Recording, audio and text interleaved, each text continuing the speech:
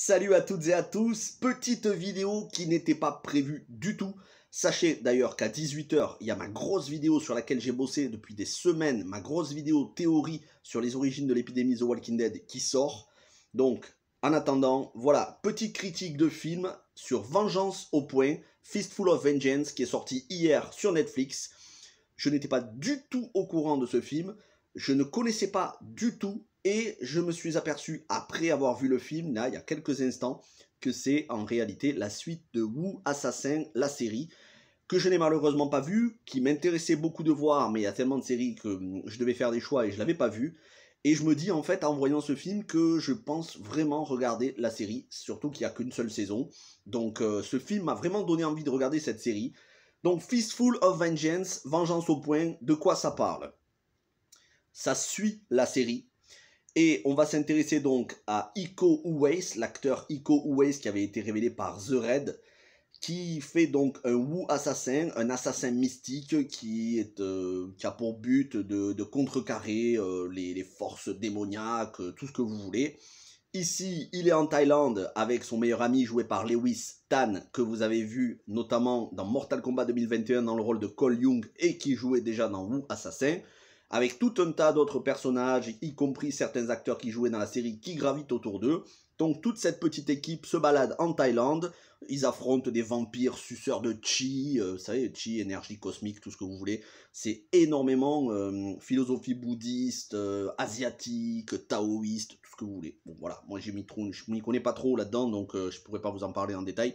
Surtout que j'ai pas vu la série Wu Assassin, mais ils vont être contactés par un mec assez puissant qui leur révèle qu'il est la moitié du yin et du yang. Il est la bonne moitié qui veut empêcher la mauvaise moitié du yin et du yang, incarnée par une femme qui essaye de buter tous les chefs mafieux de Thaïlande, qui, elle, voudrait ressusciter Pangu, le dieu qui a créé la terre et l'univers, pour s'approprier son pouvoir.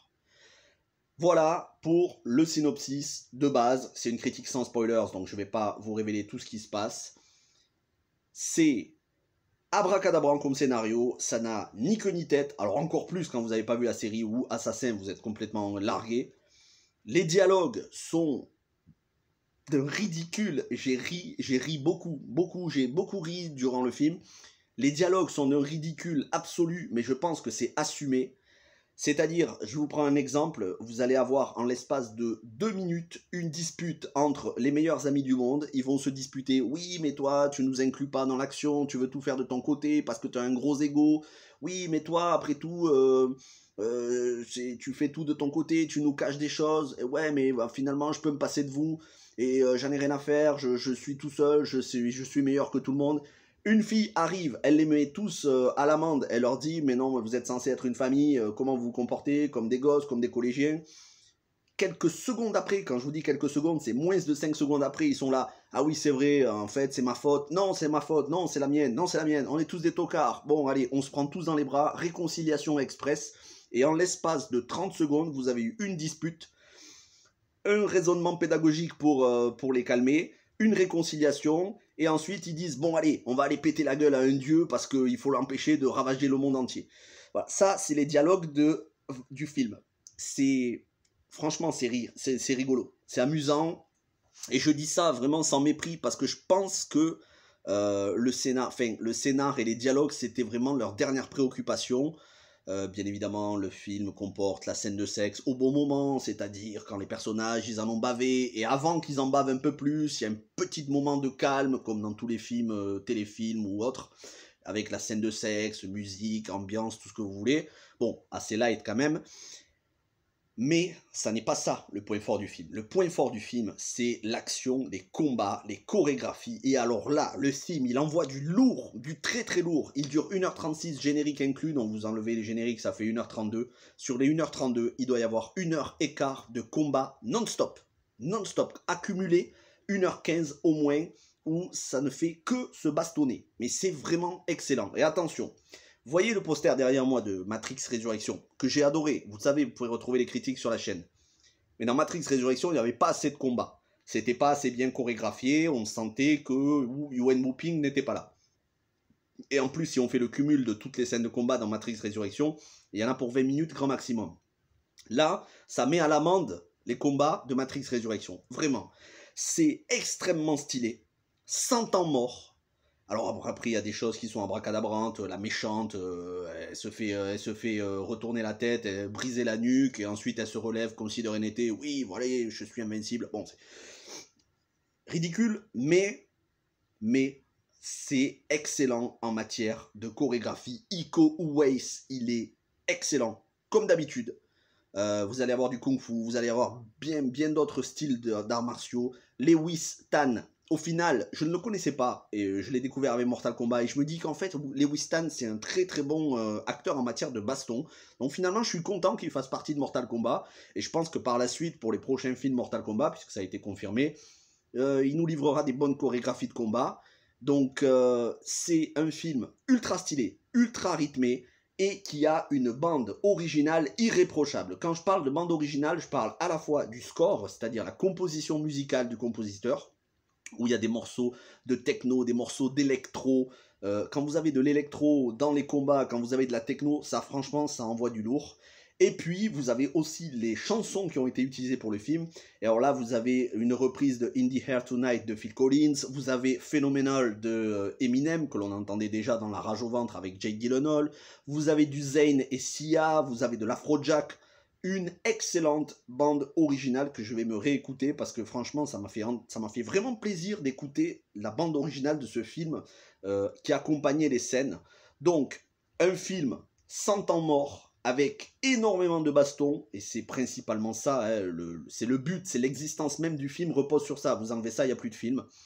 Roel René, c'est lui qui réalise, et Cameron Litvak qui fait le scénario. Alors Cameron Litvak, c'est le même scénariste que la série Wu Assassin. Donc il y a une cohérence avec la série. Roel René, que vous connaissez peut-être, en tout cas moi je regarde beaucoup ce genre de film, qui a réalisé Dead in Tombstone, Dead Again in Tombstone avec Danny Trejo, ainsi que les suites de Death Race, Course à la mort, donc Death Race Inferno et tous les autres. Donc Roel René, il assure la réalisation, c'est plutôt bien, c'est propre, c'est lisible, l'action est plutôt claire. Ça ne fait pas téléfilm du dimanche, vraiment, hein, ça fait pas non plus grand film de cinéma, mais l'action est bien filmée. Donc ça c'est un autre point positif. Donc je résume: action bien filmée, rythme frénétique des combats, bande originale qui envoie du lourd, les acteurs, grosse cote de sympathie pour les acteurs parce qu'on sent qu'ils s'entendent bien, il y a une complicité. Après, scénario d'un ridicule et dialogue stéréotypé, mais overdose de stéréotypes dans les dialogues. Mais en même temps, quand on regarde ce genre de film, je pense pas qu'on regarde ça pour le scénario ou pour les dialogues. Et enfin, dernier gros point positif, il n'y a pas vraiment de fond vert, tout est filmé en Thaïlande. Donc vous allez avoir des temples, vous allez avoir des grottes, vous allez avoir des rivières. Vraiment, tout est filmé en décor naturel, ou alors 90%. Donc c'est un gros point positif. Je sens que voilà, c'est pas le film où il va y avoir 90 millions de budget, c'est une production Netflix, mais c'est une production Netflix qui sait ce qu'elle veut, qui sait qui elle cible, les fans de Wu Assassin et les fans de baston, et à ce niveau-là, ça fait très bien le taf. Donc j'ai franchement passé un agréable moment, je ne peux que vous recommander Vengeance au point, Fistful of Vengeance sur Netflix, sorti hier le 17 février, qui est la suite de la série Wu Assassin. Si vous n'avez pas vu, comme moi, si vous n'avez pas vu la série Wu Assassin, c'est pas gênant. Et si vous l'avez vu, ben forcément, ce sera encore mieux, votre visionnage en sera enrichi. Voilà ce que je pouvais vous dire, critique sans spoilers, et surtout, on se retrouve à 18 h pour ma vidéo théorie de l'origine de la pandémie dans l'univers The Walking Dead, et enfin, on se retrouve ce soir à 21 h pour un live sur le futur du jeu vidéo. Dans 50 ans, je serai accompagné de Nounou et Koto de OmniWalk, les copains. Donc on va discuter un petit peu, live chill, hein, détente, tranquille. On va discuter de ce que pourrait être le jeu vidéo dans 50 ans. Et enfin, demain midi, une nouvelle adaptation de jeu vidéo. Merci à toutes et à tous, passez un bon vendredi, bon week-end. Et on se retrouve donc 18 h, 21 h aujourd'hui et midi demain. Portez-vous bien, ciao tout le monde.